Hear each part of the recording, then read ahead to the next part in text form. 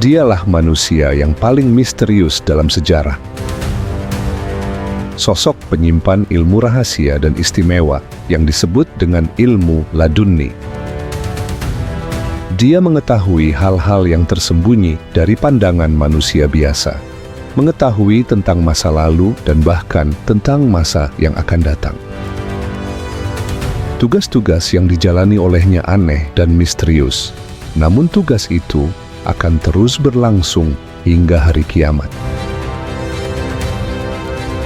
Dia disebut di dalam Al-Quran, dengan izin Allah, dia bisa melampaui ruang dan waktu.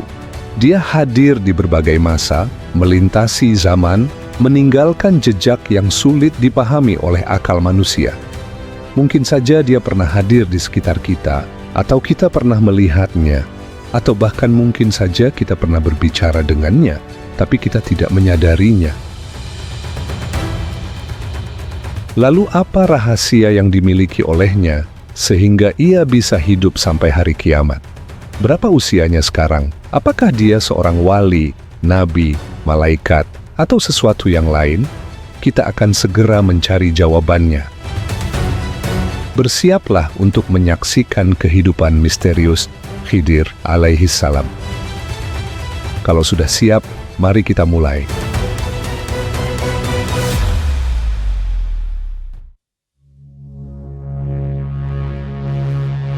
Assalamualaikum warahmatullahi wabarakatuh.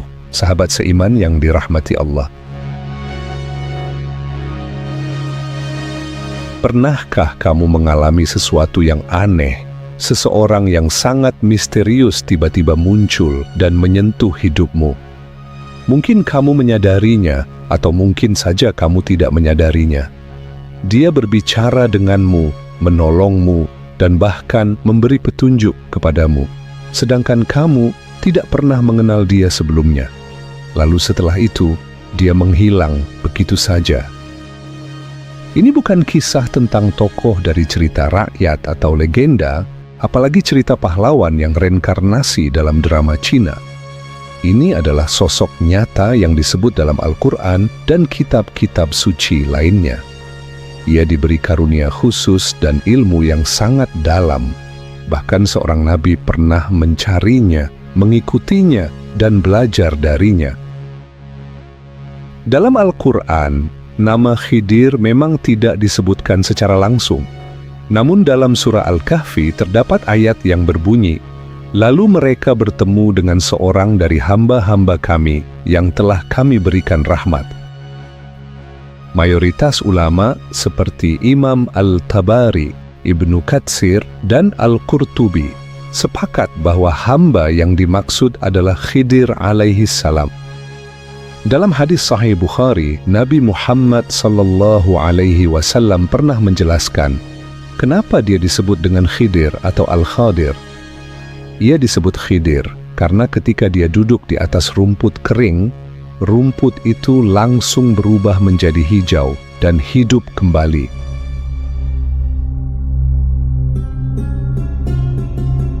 Mari kita kembali ke masa lalu untuk mengetahui lebih dalam tentang Khidir alaihi salam dan kapan dia dipercaya lahir. Hingga kini, tanggal kelahirannya tidak diketahui secara pasti. Tapi beberapa pendapat menyebutnya sebagai keturunan Hazron, anak dari Qabil, yaitu salah seorang anak dari Nabi Adam alaihi salam. Namun ada juga pendapat lain yang mengatakan bahwa ia berasal dari garis keturunan Sam, putra dari Nabi Nuh alaihi salam. Ada juga kisah menarik yang menyebut bahwa Khidir alaihi salam dan Zulkarnain alaihi salam adalah sepupu, yaitu anak dari dua saudara perempuan. Salah satu hal yang paling luar biasa darinya adalah dengan ilmu yang Allah anugerahkan, ia masih hidup hingga sekarang. Bahkan setelah ribuan tahun, dia masih berjalan di antara kita secara rahasia. Banyak yang percaya bahwa Khidir alaihi salam muncul di momen-momen istimewa dan mengubah jalannya peristiwa besar. Setiap makhluk hidup pasti akan merasakan kematian. Itu adalah ketetapan yang tidak bisa dihindari. Tapi bagaimana mungkin Khidir alaihissalam bisa hidup selama ini? Pertanyaan ini tentu telah lama menjadi bahasan di kalangan para ulama. Meskipun banyak ulama menjelaskan pertanyaan ini dengan berbagai cara, tapi faktanya, gagasan yang menyatakan bahwa Khidir masih hidup hingga sekarang datang dari banyak riwayat. Mari kita mulai dengan riwayat yang pertama. Diriwayatkan oleh Ja'far as-Sadiq dari ayahnya bahwa Zulkarnain alaihissalam memiliki seorang sahabat dari kalangan malaikat. Suatu ketika Zulkarnain bertanya kepada malaikat itu, bagaimana caranya agar ia bisa hidup lebih lama? Malaikat tersebut kemudian memberinya petunjuk. Ia menyuruh Zulkarnain untuk mencari mata air kehidupan yang dikenal dengan nama Ainul Hayat. Mata air ini tidak mudah ditemukan karena dia tersembunyi di dalam kegelapan. Dalam riwayat ini diceritakan, Khidir alaihissalam justru yang menemukannya lebih dulu daripada Zulkarnain. Dialah yang menemukan mata air itu, lalu meminumnya, sementara Zulkarnain tidak berhasil menemukannya. Karena inilah Khidir alaihissalam diyakini masih hidup. Dalam riwayat yang kedua disebutkan oleh Ibnu Asakir yang meriwayatkan dari Ibnu Ishaq, ketika Nabi Adam alaihissalam akan wafat, beliau mengumpulkan anak-anaknya, lalu beliau berpesan, "Wahai anak-anakku, Allah akan menurunkan azab ke bumi. Simpanlah jasadku di dalam sebuah gua. Dan ketika azab itu telah berlalu, kuburkanlah aku di tanah Syam." Setelah itu, anak-anak beliau pun menjalankan wasiat tersebut. Ketika Allah mengutus Nabi Nuh alaihissalam sebagai nabi, beliau membawa jasad Nabi Adam ke dalam bahteranya. Namun saat bumi telah tertutup oleh air, Nabi Nuh berkata kepada anak-anaknya, "Kuburkanlah jasad ini." Mereka pun menjawab, "Bumi ini penuh bahaya. Kami tidak mengetahui jalan yang aman." Akhirnya, jasad itu tetap disimpan. Hingga pada suatu saat, datanglah Khidir alaihissalam. Beliaulah yang kemudian menguburkan jasad Nabi Adam sebagaimana yang diwasiatkan. Dan karena peristiwa itulah, Allah mengizinkan Khidir untuk hidup selama yang Dia kehendaki. Mayoritas ulama menyepakati bahwa Khidir alaihissalam adalah seorang nabi. Tapi mereka tidak sepakat apakah dia termasuk rasul atau pembawa risalah. Bagi orang seperti Khidir, hidup dan mati bukan hal yang berbeda. Mereka telah mencapai bentuk kehidupan yang lebih tinggi. Menurut riwayat dari Ka'ab al-Akhbar, ada 4 nabi di antara manusia yang masih hidup dan menjadi pelindung bagi bumi ini. 2 di antaranya berada di bumi, yaitu Nabi Khidir dan Nabi Ilyas alaihimussalam. Dan 2 lainnya berada di langit, yaitu Nabi Isa dan Nabi Idris alaihimussalam. Meskipun berada di bumi, Khidir dan Ilyas alaihimussalam tidak hidup seperti manusia biasa. Mereka hidup dalam keadaan yang bebas dan khusus. Mereka tidak terikat oleh tempat atau waktu. Mereka bisa berada di banyak tempat dalam waktu yang sama. Terkadang mereka makan dan minum seperti kita, tapi hanya jika mereka mau, bukan karena butuh. Khidir dan Ilyas alaihimussalam bertemu setiap malam di tembok yang dibangun oleh Zulkarnain. Dan setiap tahun mereka menunaikan haji dan umrah bersama. Mereka hanya minum 1 tekukan air Zam-Zam, dan itu cukup bagi mereka selama setahun.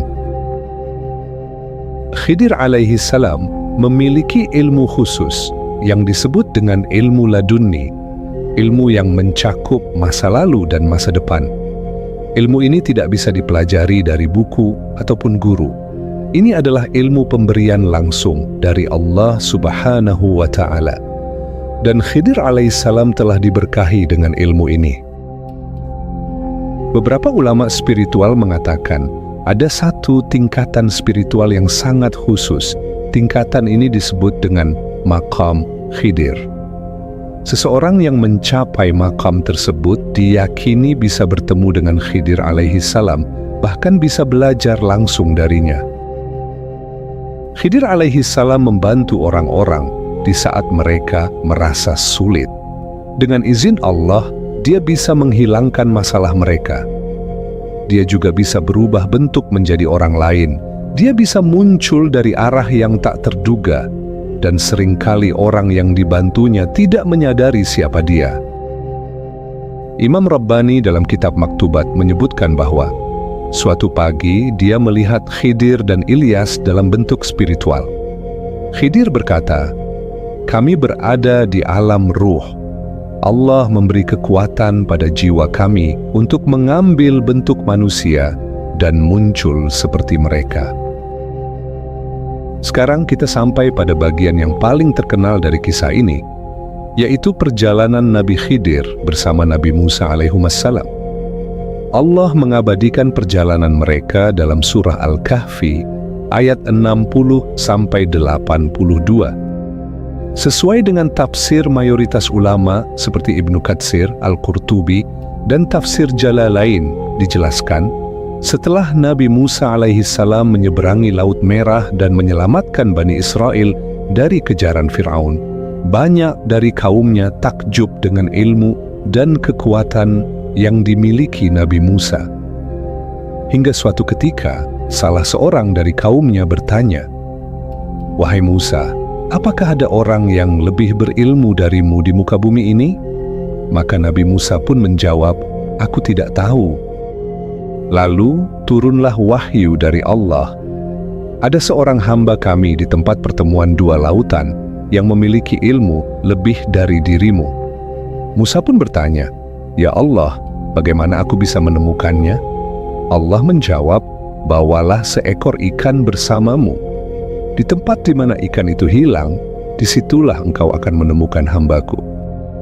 Nabi Musa pun memulai perjalanannya.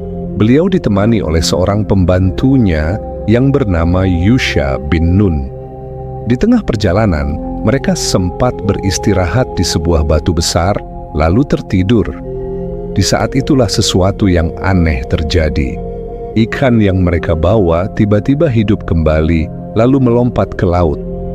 Ikan itu meninggalkan jejak yang menyerupai terowongan air.